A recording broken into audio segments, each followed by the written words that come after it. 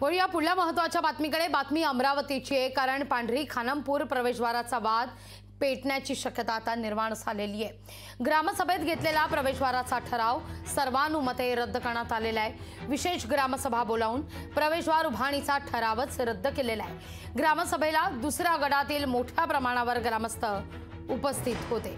काल प्रवेशद्वारावरून अमरावती आयुक्त कार्यालयावर राडा झालेला होता। पांढरी खानमपूर इथं प्रवेशद्वाराचा वाद अजून पेटण्याची आता शक्यता निर्माण झालेली आहे।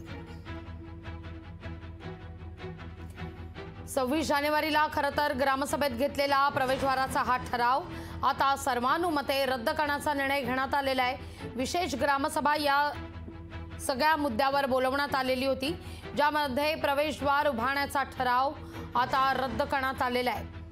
ग्रामसभेला दुसऱ्या गटातील मोठ्या प्रमाणावर ग्रामसेवक किंवा गावकरी उपस्थित होते आणि त्यामुळे हा ठराव रद्द झाला अशी आता चर्चा होतीये। कालच प्रवेशद्वारावरून अमरावती आयुक्त कार्यालयावर राडा झालेला होता। हे सगळं प्रकरण आटोक्यात आणण्याकरता, परिस्थिती नियंत्रणात आणण्याकरता अश्रुधुराच्या नळकांड्या सुद्धा या ठिकाणी फोडण्यात आल्या होत्या। अधिक माहिती घेतोय आपले प्रतिनिधी सूरज दहाट यांच्याकडून। सूरज, काय अधिक माहिती या सगळ्या संदर्भात? प्रवेशद्वार उभारणीचा ठरावच आता विशेष ग्रामसभेत रद्द ठरवण्यात येतोय।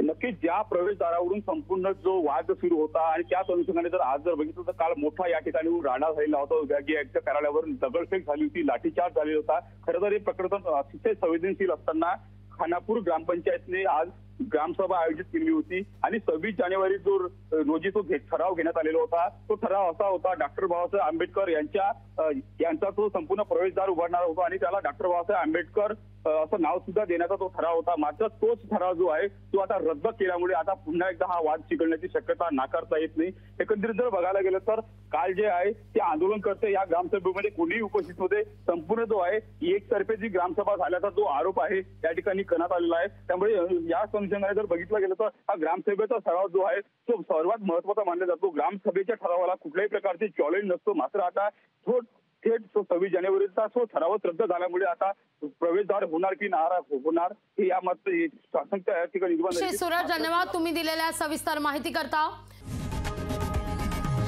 लोकशाही मराठी ऐका, पहा, जागरूक रहा।